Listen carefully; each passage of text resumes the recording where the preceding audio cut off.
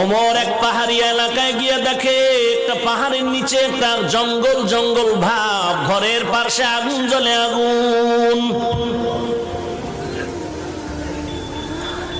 কাছে আগায় দেখে এক বৃদ্ধা মহিলা বসে আছেন, একটা পাত্রে পানি গরম করে, আর তার চতুর্পার্শ্বে বাচ্চাগুলো ঘুমিয়ে আছে।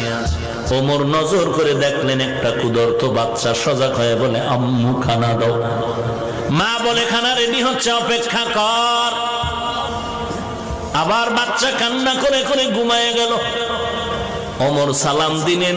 মহিলা বলে, কে তুমি? বলে, আমি এক যুবক সন্তান আছি। কি ব্যাপার? বলে, আসছি কোন উপকারে যদি আসতে পারি এই জন্য আসলাম। আমি যে ওমর, এই পরিচয়টা গোপন রাখলেন মহিলার কাছে। মহিলা ডাক দিয়া কয়, ভাই তোমার কাছে একটা আমার নালিশ আছে, আমার মনে একটা ব্যথা আছে। আমার দেশে নাকি ওমর নামের এক ব্যক্তি দেশ পরিচালনা করে।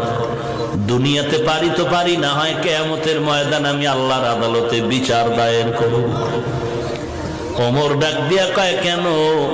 বলে, তাকায় দেখো এই বাচ্চাগুলো একদিন দুদিন না খায়া না খায়া মাটিতে পড়ে আছে, আমার পেটেও খানা নাই।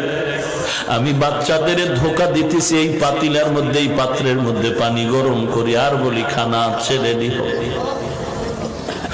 আল্লাহর বান্দা হযরত ওমর মহিলাকে বলেন, একটু দাঁড়ান, আমি দেখতেছি কিছু করা যায় না। এই মহিলা জানে না ওমর তার সামনে দাঁড়ানো। এর নাম তাকওয়া, এর নাম হলো আল্লাহর আযাবের ভয়। ওমর দৌড়াইয়া চলে গেলেন বাইতুল মাল, অর্থ মন্ত্রণালয়ে। ওমর গিয়ে একটা আটার বস্তা রেডি করলেন, সাথে মাত্র হাজরা একজন গোলাম আসলাম ছাড়া কেউ নাই। ওমর আটার বস্তা রেডি করে বলে, আসলাম আমার মাথায় তুলে দে। আসলাম বলেন, খলিফাতুল মুসলিমিন, আপনার মাথায় বস্তা দিবেটা কেমন হয়? ওমর বলে, তুই কি চাও আমি মাওলার দরবারে আসামির কাঠগড়ায় দাঁড়াইতে চাই?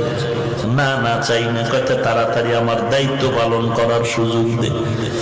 এবার আসলাম নিরুপায় হয়ে খলিফাতুল মুসলিমিনের মাথায় আটার বস্তা তুলে দিলেন। এমনি কি দিন এই পর্যন্ত আর